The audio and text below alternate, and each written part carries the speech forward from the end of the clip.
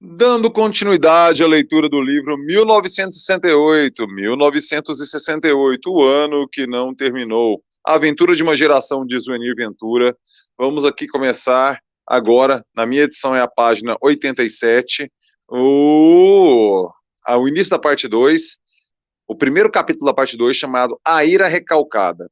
Então começa com uma citação, sempre os capítulos começam com uma citação. Nesse caso, abre aspas, as aspas são de José Celso Martins Correia. O objetivo é abrir uma série de Vietnãs no campo da cultura, uma guerra contra a cultura oficial, de consumo fácil. Veja você que tem uma leitura politizada do que deve ser a cultura. Como se estivesse anunciando o que viria pela frente, o ano começou colocando em cena o seu primeiro escândalo cultural. Se não o maior, certamente o que iria atrair as reações políticas mais violentas e, como se verá mais tarde, um desfecho bélico seguido de proibição. Em 68 seria assim: a arte não podia viver sem a política e a presença desta tornava o casamento suspeito.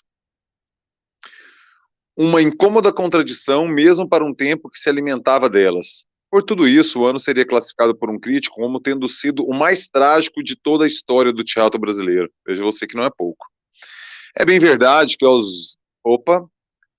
não deixava de ser curioso, na origem deste primeiro escândalo, estava nada menos do que uma unanimidade nacional, uma polêmica criada pelo talento musical e os olhos verdes, mais bem aceitos do país, eram de fato uma novidade. É bem verdade que, aos 24 anos e já sob o peso de alguns sucessos como a avassaladora banda, Francisco Buarque de Holanda se sentia irritado com a chicolatria que fazia dele uma espécie de jovem ideal que as mães de classe média sonhavam em ter como filho ou genro. Numa época em que o mau comportamento procurava impor-se como valor revolucionário, ser oferecido como modelo para os bem-nascidos não era a posição de um artista consciente como o filho do sociólogo e historiador Sérgio Buarque iria querer para si. Ainda mais que a imagem não era rigorosamente justa, conforme ele tentava demonstrar sempre que possível. Mas essas entrevistas confessionais, autodesmitificadoras, revelando até transgressões de adolescência, como a de eventualmente puxar carros, não tinham a força de convencimento do sorriso puro, de dentes claros e sadios, que ele não podia esconder. Afinal, era o Chico Buarque, né? Que se há de fazer? Às vezes a gente vai contra a corrente até não poder resistir, mas eis que chega, etc, etc, e não adianta nada. A música com que Chico Buarque obtivera o terceiro lugar no terceiro Festival de Música da TV Excelsior no ano anterior, Roda Viva, já sugeria a angústia impotente de um prisioneiro da engrenagem do consumo cultural, ou do sistema, como era chique dizer, e que queria no seu destino mandar. Mesmo assim, eram indicações insuficientes para fazer prever o que ocorreria no palco do Teatro Princesa Isabel, no Rio, a partir do dia 17 de janeiro, data da estreia da peça de Chico.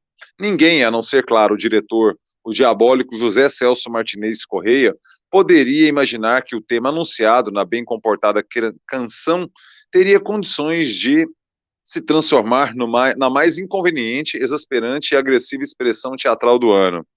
Quem, porém, tivesse visto antes em São Paulo o Rei da Vela, ou mesmo no Rio, onde estrearam no dia 5, não tinha o direito de duvidar do que seria capaz aquele mestre na arte da provocação cênica. Veja você. A montagem da peça de Oswald de Andrade, de 1933, era uma espécie de espetáculo manifesto, lançando uma proposta estética que misturava o teatro de revista, a farsa, a ópera, a chanchada e o programa do Chacrinha. Tudo isso tudo isso através de uma linguagem anárquica, agressiva e debochada. Impressionado com o filme Terra em Transe, de Glauber Rocha, a quem dedicaria o espetáculo, o José Celso procurava romper com a timidez artesanal do teatro, tão distante do arrojo estético do cinema novo.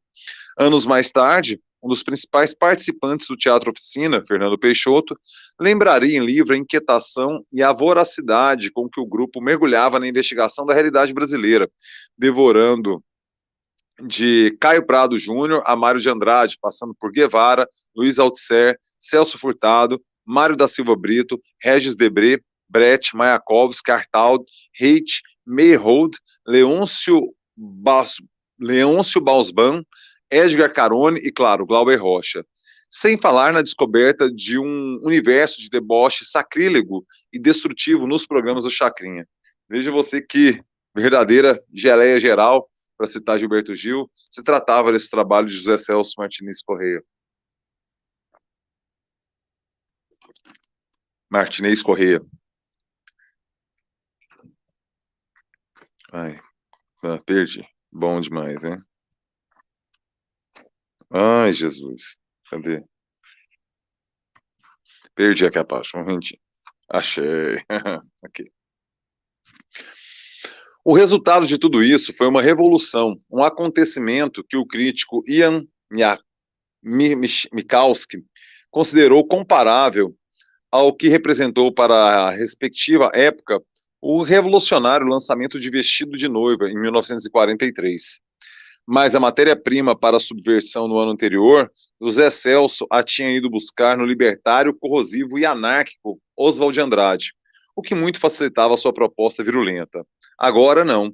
Ele tinha nas mãos uma obra sem blasfêmia e sem rancor, de alguém com tudo para estar em paz com a vida. É muito cedo para Chico ser uma mensagem coagulada e definitiva, decidia protetor José Celso, como a justificativa como a justificar o que havia feito com o texto do autor, que, justiça seja feita, nunca pareceu contrariado com o tratamento que lhe dera o diretor. Para quem fora sempre um involuntário santo, nada mais divertido do que encontrar um canal para revelar suas insuspeitadas diabruras.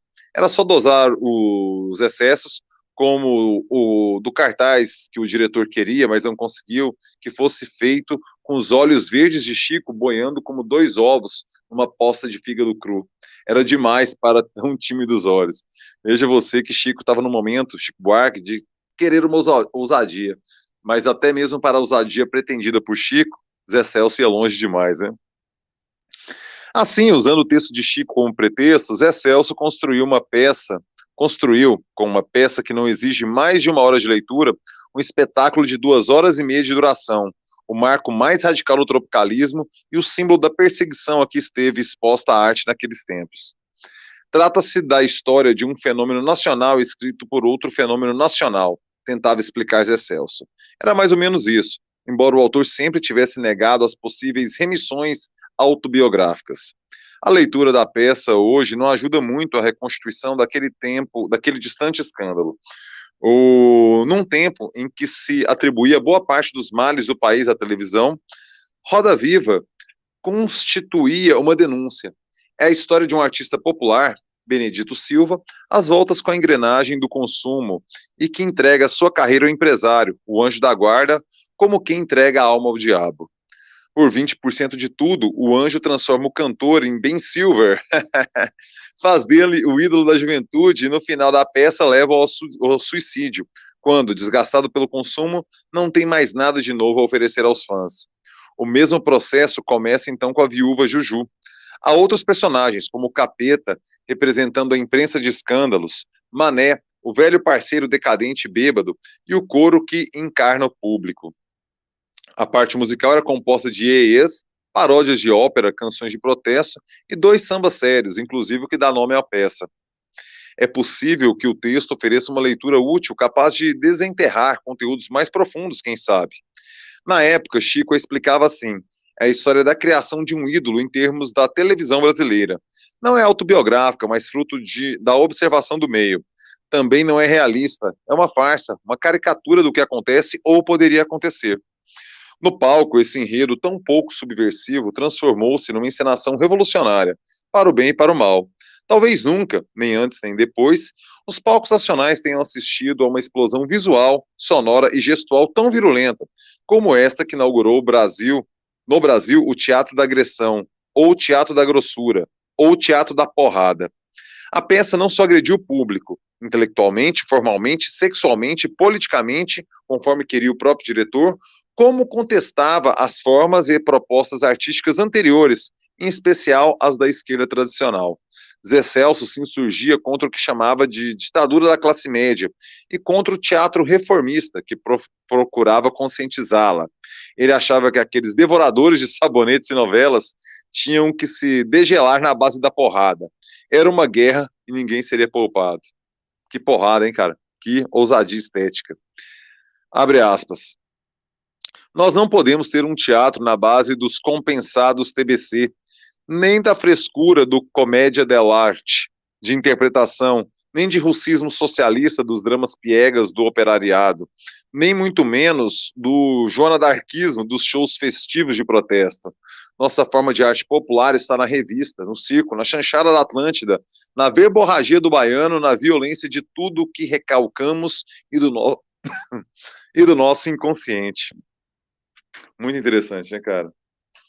Você vê que os debates teóricos eram profundos, né, nos anos 60. Veja você a construção feita para que uma peça de teatro, claro, estamos falando de Zé Celso, estamos falando de Chico Buarque, mas para que ela aparecesse, para que ela ganhasse o debate público.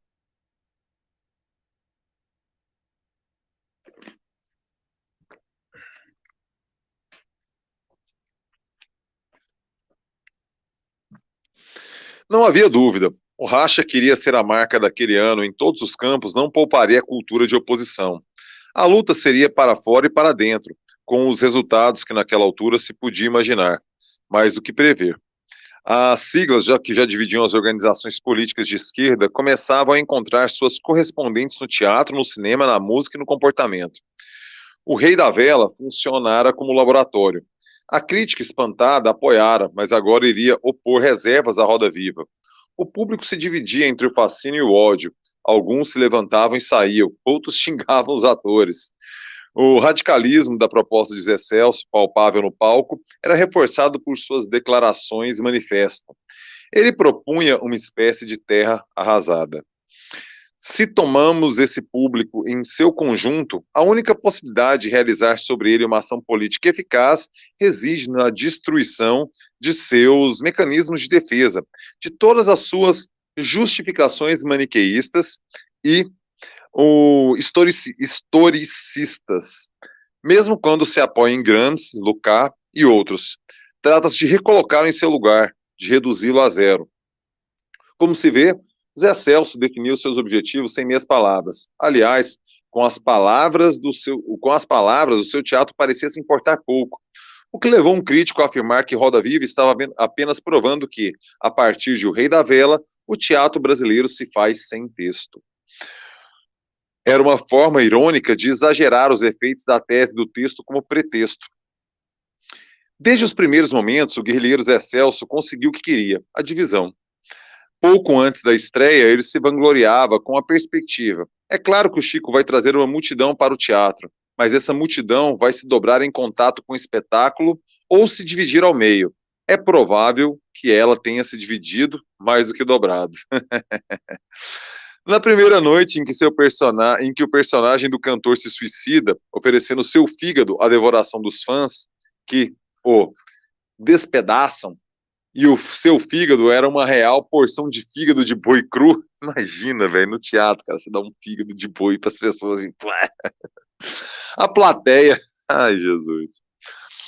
A plateia, salpicada do sangue espirrado do palco, entendeu que naquele tipo de novo teatro a metáfora não seria uma figura de retórica. E a agressão não era apenas mais um gesto simbólico. Apenas um gesto simbólico. Você já matou o seu comunista hoje? Vinham perguntar os atores a qualquer espectador que, desavisado, se sentasse em local vulnerável, numa primeira fila ou uma borda do corredor. O ator Antônio Pedro, o anjo da guarda, que no palco simulava atos inconcebíveis para uma cena em que sua parceira era uma Marieta Severa vestida de Nossa Senhora. Gente, olha o nível de ousadia. A Marieta Severo de Nossa Senhora. Imagina o que o Antônio Pedro não fazia, né? Ai, ai. Ainda se diverte quando se recorda de uma noite em que, improvisando uma provocação, como fazia sempre, foi ameaçado pelo espectador. Olha aqui, ô anjo, se você não parar, eu vou te dar uma porrada. O público também entra na onda, né, velho? Nem todos tinham espírito esportivo do já venerando Sobral Pinto, que ao assistir o espetáculo, logo nos primeiros dias, foi anunciado pelo autor Paulo Sérgio Pereio na pele do inconveniente bêbado Mané como Doutor Sobral Pênis. Não é Sobral Pinto, é Sobral Pênis. Ai, velho do céu. Imagina o puritanismo de hoje com uma peça dessa. Imagina o Brasil de 68. Era uma doideira, hein, velho? Os atores acreditavam que se estabelecia um diálogo político quando a plateia reagia. Era preciso sacudir, estava um marasmo muito grande, como agora, lembra Antônio Pedro, dando por um instante a impressão de que poderia sugerir, 20 anos depois, o mesmo remédio. Vamos lembrar, esse livro foi publicado em 1988. A primeira polêmica provocada por Roda Viva talvez tenha girado em torno da excelência ou não da peça, do que sobre a verdadeira importância do autor ou do diretor no resultado final. Insinuava-se, e muitas vezes se dizia claramente, que Zé Celso tinha servido do texto ou para deformá-lo, ou para realizando um espetáculo anti-Chico, ou ao contrário, para valorizar com a encenação um texto que por si só não sobreviveria. Na sua primeira crítica, feita logo após a estreia, Ian Michalski registrava no Jornal do Brasil: nunca vi um público mais desorientado e perdido do que o fã-clube de Chico Buarque de Holanda, que lotava completamente o Teatro Princesa Isabel. Não era para menos. As menininhas, como notou o crítico, tinham ido ver um musical do seu ídolo e assistir a um happening, uma espécie de ritual pagão de um diretor desconhecido para elas. Michalski, o mais influente crítico da época, saiu ele mesmo entre frustrado e fascinado. Veja você que era uma peça realmente que feita para bagunçar ali o coreto mesmo, né, velho? Só naquele primeiro mês do ano, ele escreveria 4 alentadas análises sobre os 2 últimos feitos de Zé Celso. 2 sobre o Rei da Vela e 2 sobre Roda Viva. Como todo mundo, ele saiu dividido. Admirava as soluções coreográficas e pictórias de extraordinária beleza, assim como a ousadia suicida e o talento admirável do diretor. Ficou também impressionado com a audácia e a violência da impostação, mas se decepcionara com o espetáculo alienado e alienante, e com aquela catarse particular do diretor, de sua luta particular contra seus demônios interiores com o qual o público tem muito pouco a ver. Roda Viva foi um sucesso de público, e num primeiro momento isso parecia provar que Zé Celso não só encontrara a forma revolucionária de conscientizar pelo choque, ou melhor, pela porrada, como descobrira comercialmente o filão masoquista do público. Como há 2 anos, pelo menos, vinha se discutindo a crise do teatro, sem se desconfiar que a discussão seria eterna, estava ali a solução. O espectador gostava de apanhar e estava disposto a pagar por isso. Zé Celso dava a fórmula, veja você. É preciso provocar o espectador, chamá-lo de burro, recalcado e reacionário. Provocação, né, cara? O objetivo é abrir, aí é aquela citação do início do capítulo. O objetivo é abrir uma série de Vietnãs no campo da cultura, uma guerra contra a cultura oficial de consumo fácil.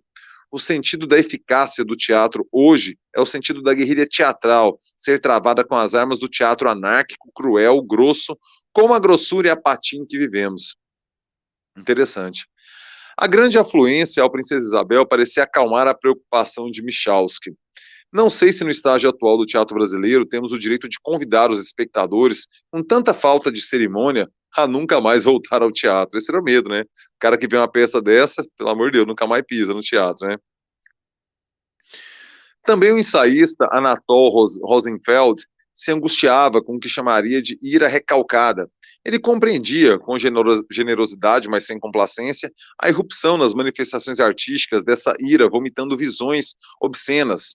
Afinal, a tensão entre a urgência de ação e o conformismo geral tornava isso inevitável. Nos últimos anos, o teatro tinha sido a frente de resistência cultural mais combativa e combatida. Desde 64, uma guerra, primeiro não declarada, depois aberta,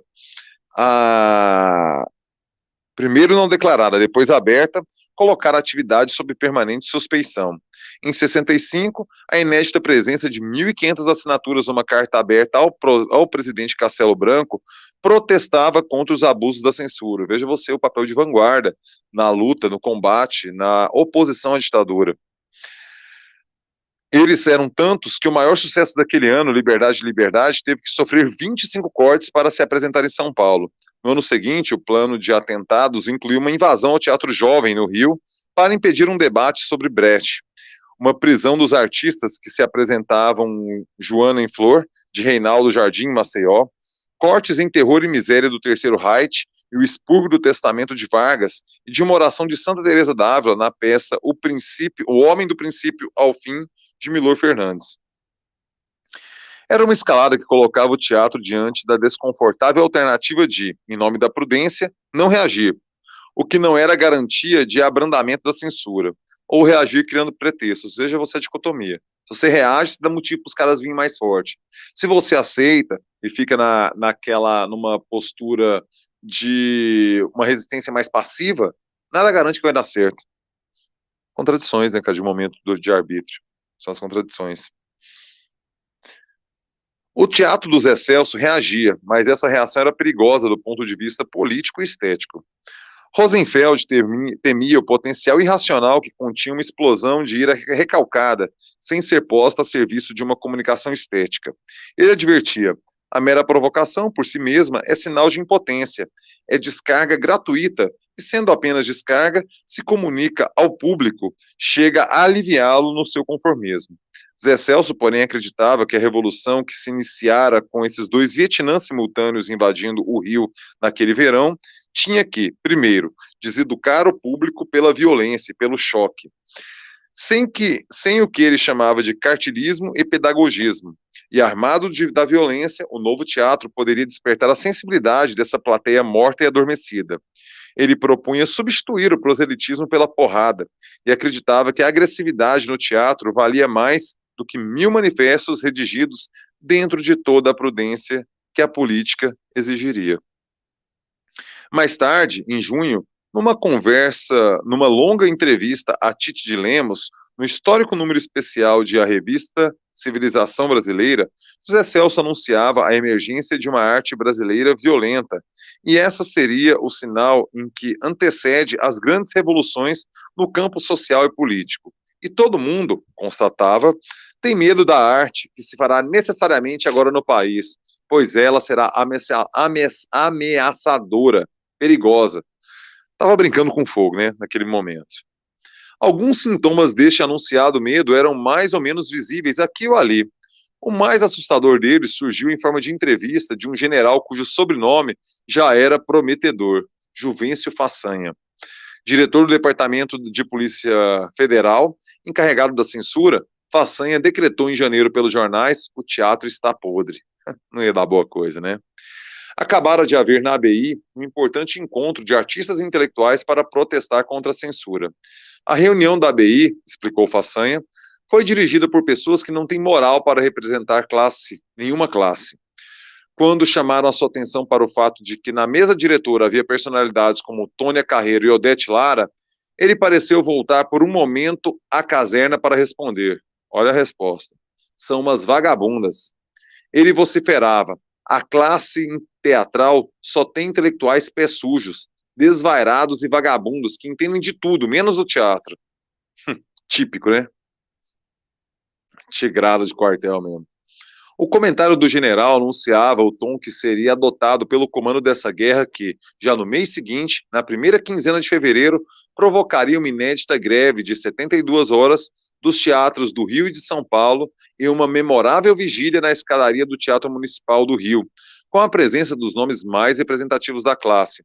O movimento dos artistas era coordenado por uma comissão que reunia intelectuais de várias tendências: Otto Maria Carpô, Chico Buarque, Alceu Amoroso Lima, Juca Chaves, Oscar Niemeyer, Chacrinha, Carlos Drummond de Andrade, Grande Otelo, Antônio Calado, Djanira, Vinícius de Moraes, Tônia Carreiro, Di Cavalcante, Nelson Rodrigues, Glauber Rocha, Cacilda Becker, Valmor Chagas, Paulo Altran, Bárbara Eliondro e Domingos de Oliveira. Que seleção, hein? Que seleção. A greve e as outras manifestações de protesto haviam sido motivadas pela proibição das peças Um Bonde Chamado Desejo, de Tennessee Williams, Senhora Boca do Lixo, de Jorge de Andrade, e Poder Negro, do americano Roy Jones. Não satisfeita com a proibição, a censura suspendera também por 30 dias a atriz Maria Fernanda e o produtor Oscar Araripe. A ridícula truculência foi noticiada assim pelo Correio da Manhã. Brasília assistiu a um espetáculo estranho.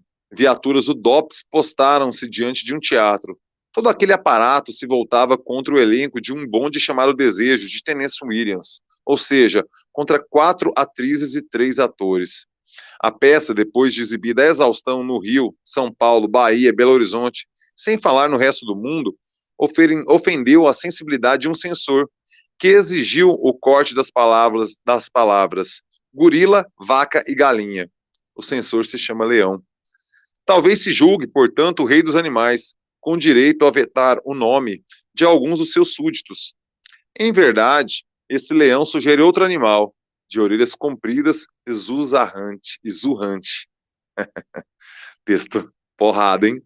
Começava a temporada dos leões de orelhas compridas. Você vê que a provocação habitava, né, aquele cenário. A provocação era uma arma, uma estratégia estética, mas também de fim político. E toda grande obra de arte consegue, por meio da estética, por meio de ousadias formais, de linguagem, de dissonâncias, como na Bossa Nova, ter um fim político. Realmente, não tinha como dar certo com a tigrada, que deveria estar nos quartéis, não regulando o que é teatro, querendo mandar na cultura brasileira.